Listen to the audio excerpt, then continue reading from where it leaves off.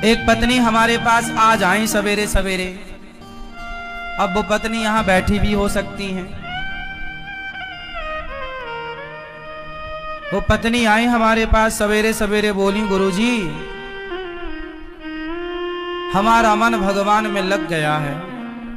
ये तो बहुत अच्छी बात है, लेकिन हमारे पति जो हैं अभी तक उनका मन भगवान में नहीं लगा, और वो हमारे पास आते हैं और हमारे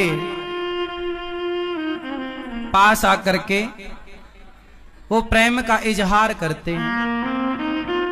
हमें तो अब सारे विषय वासनाओं से मन हट चुका है, मन भगवान में लग चुका है, लेकिन हमारे पति देवता का मन अभी तक भगवान में नहीं लगा। हम तो ब्रह्मचारी बन के अब रहना चाहती हैं, पर हमारे पति अभी ब्रह्मचारी नहीं बन पाए। क्या करें? हमें बहुत मन से असंतुष्टि होती है जब हमारे पति हमारे पास काम भाव लेकर आते हैं। हमारा मन बेचैन हो जाता है कि हमारे हृदय में जो कृष्ण है पता नहीं वो निकलकर बाहर ना चले जाएं। ऐसा उस बहन ने मेरे से सवाल किया कि जब पति काम भाव से अपनी पत्नी के पास आता है तो पत्नी को अच्छा नहीं लगता, क्योंकि पत्नी के अंदर भगवत भक्ति जाग गई है, प्रेम जाग गया है। ये सवाल आप में से बहुत लोगों का भी हो सकता है, बहुत पुरुषों का भी हो सकता है, बहुत स्त्रियों का भी हो सकता है, पर चूंकि सवाल बड़ा अटपटा है तो लोगों को पूछने में भी संकोच होता है, इसलिए हम आपको इसका समाधान देते हैं। मैंने उनको ये बात समझाई, बता दिया उनको, शायद यहाँ बैठी हो तो वो चूंकि ऐसे प्रश्न सवाल माइक में तो वो कर नहीं सकती थी, पर सवाल तो सवाल है, तो हमने उत्तर सोचा कि चलो इस बहाने आपको उत्तर दे दें। प्रश्न समझ में आ गया? अब उत्तर सुनो। हमने उनसे बोला कि आपके पति, आप तो भक्ति में रम गई हो, बहुत अच्छी हो आप, कि आपके हृदय में कृष्ण विराज गए हैं, भक्ति विराज गई है, आपका दिन रात भगवत चिंतन में ही मन लग रहा, बहुत अच्छी बात है। लेकिन जो आपके पति हैं अभी उनका मन विषयों में है, और यदि आपने भी इनकार कर दिया कि आप हमारे पास मत आओ, तो आपके पति फिर पराई स्त्री के गामी हो जाएंगे, वो दूसरी स्त्रियों के पास जाने स्टार्ट कर देंगे, वैश्याओं का गमन करने लग जाएंगे, वैश्यागामी हो सकता है इसलिए तुम्हारा पति। इसलिए तुम्हारे अंदर तो कोई वासना है नहीं, लेकिन पति के अंदर यदि है तो पति पत्नी के पास ही तो जाएगा।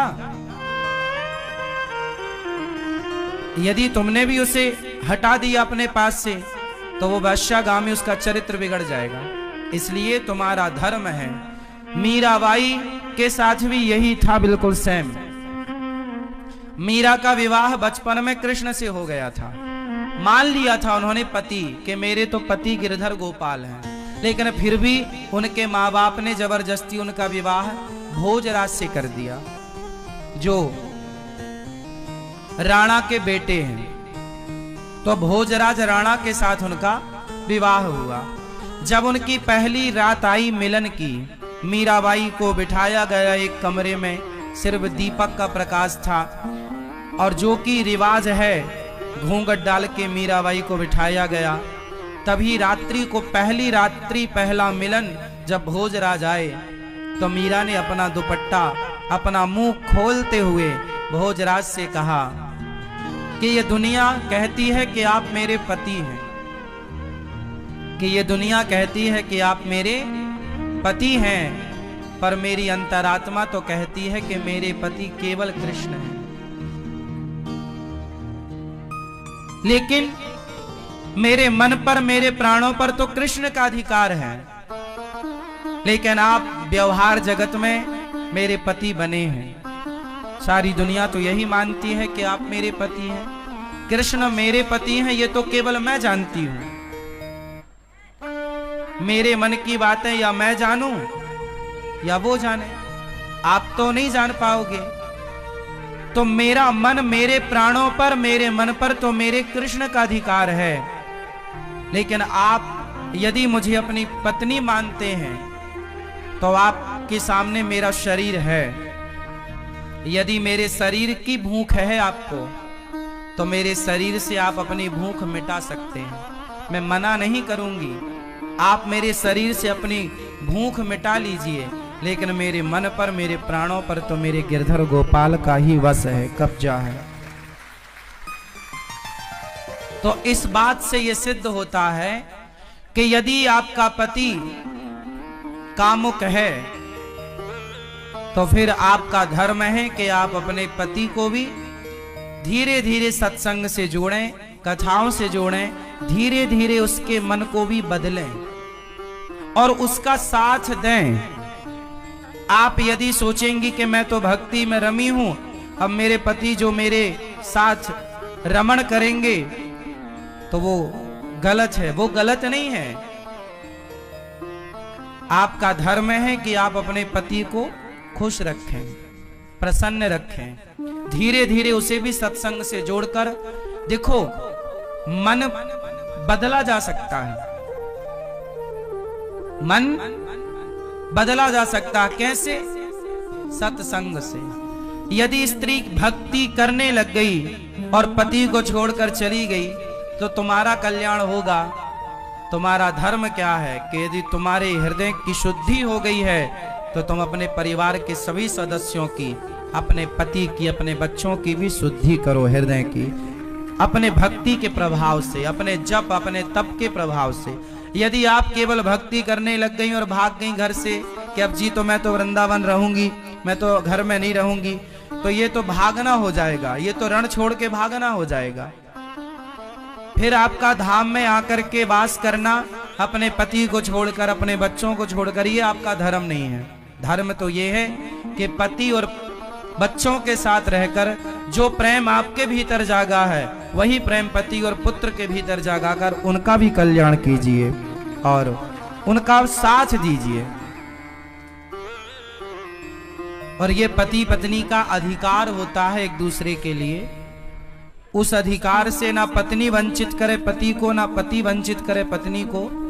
पति पत्नी दोनों आप खुश हैं, ये बहुत अच्छी बात है। ना तो पत्नी पर पुरुषगामी बने, ना तो पति पर स्त्रीगामी बने। यदि कोई पुरुष पर स्त्रीगामी है, याद रखिएगा, बहुत स्पष्टता से समझिएगा, यदि कोई पुरुष पर स्त्रीगामी है और कोई स्त्री पर पुरुषगामी है, तो आप ही बताइए दोषी कौन है? उत्तर दो। यदि आपका पति पर स्त्री गामी है, मीन्स पर स्त्री के पास रहता है, तो इसका जिम्मेदार कौन है? कौन? कौन? यदि पति पर पुरुषगामी है, पर स्त्रीगामी है, तो जिम्मेदार कौन है? और स्त्री यदि पर पुरुषगामी होगी तो जिम्मेदार कौन है? पति पत्नी ही जिम्मेदार है। इसलिए गृहस्थ जीवन में पत्नी का धर्म है। पत्नी को मोहिनी कहा जाता है। पत्नी को क्या बोला जाता है? भगवान नारायण ने 24 अवतारों में एक अवतार कौन सा लिया? मोहिनी अवतार। स्त्री, इसलिए हमारे भारत में श्रृंगार होता है। श्रृंगार किसका होता है? स्त्री का होता है, पुरुष का नहीं होता। स्त्री का ही श्रृंगार क्यों होता है? पुरुष का क्यों नहीं होता?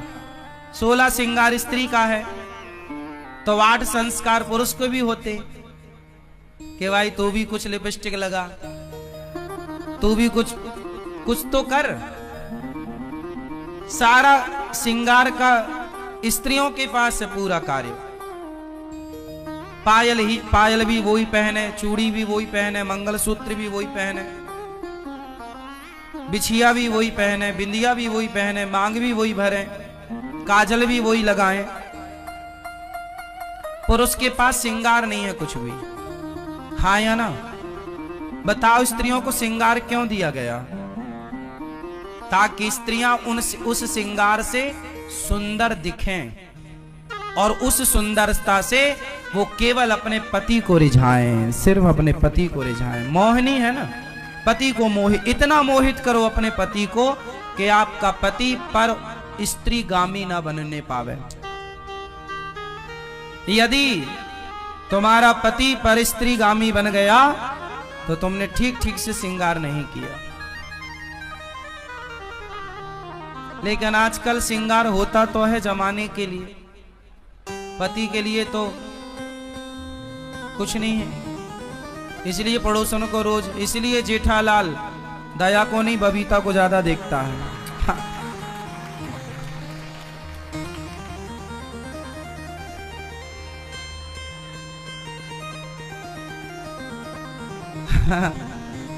सही है ना? तो स्त्री को कैसा होना चाहिए? पति के लिए मोहिनी होना चाहिए, जो अपने पति के मन को मोहित करती रहे। और आपने यदि मोहित नहीं किया तो आपकी पड़ोसन मोहित कर लेगी, और वो मोहित करेगी तो फिर आप रोती आओगी, गुरुजी हमारे पति का चक्कर है।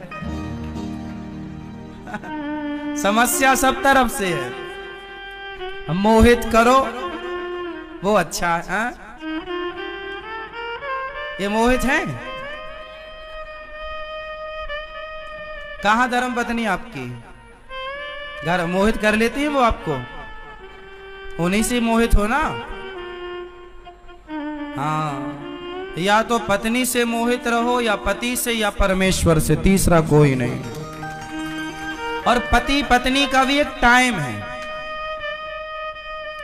पति और पत्नी भी साथ में तब तक आप रमण करो जब तक कि आपके बच्चे अभी छोटे हैं।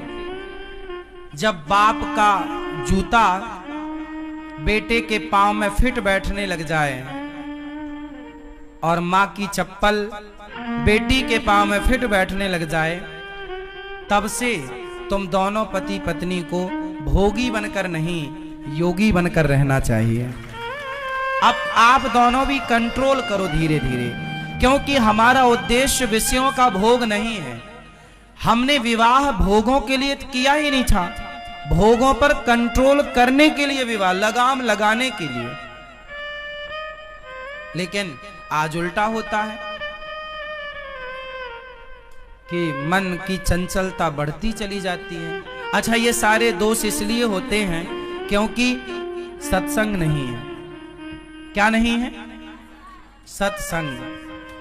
और सत्संग ना होने से बिनु सत्संग विवेक ना होई, और राम कृपा बिनु सुलभ ना सोई। सत्संग की जरूरत है। सत्संग सुनेंगे तो दोनों, अच्छा सत्संग किससे सुनना चाहिए? पति पत्नी दोनों को, क्योंकि दोनों की समझ चाहिए। एक की समझ है पर दूसरे की नहीं है, तो एक गाड़ी साइकिल का एक पहिया पंचर है, और एक सही है तो भी साइकिल अपने लक्ष्य तक नहीं पहुंचेगी। दोनों पहिया बड़ा। पत्नी और पति दोनों को एक विचारधारा का होना चाहिए। किस विचारधारा का होना चाहिए? एक विचार। यदि दो विचार हो गए तो उन पति पत्नी में झगड़ा तब होता है जब विचार दो होते हैं। पत्नी का विचार कुछ और पति का विचार नहीं मिलने से पति पत्नी में क्या होता है? तलाक होता है, झगड़ा होता है। और विचार मिल गए तो फिर अर्धांगिनी होता है। हमारे यहाँ क्या होता है? अर्धांगिनी। हमारे यहाँ वाइफ नहीं होती, हस्बैंड नहीं होता। हमारे यहाँ धर्म पत्नी, और धर्म पत्नी है, ये हमारी अर्धांगिनी है। और ये हमारे परमेश्वर हैं, पति परमेश्वर।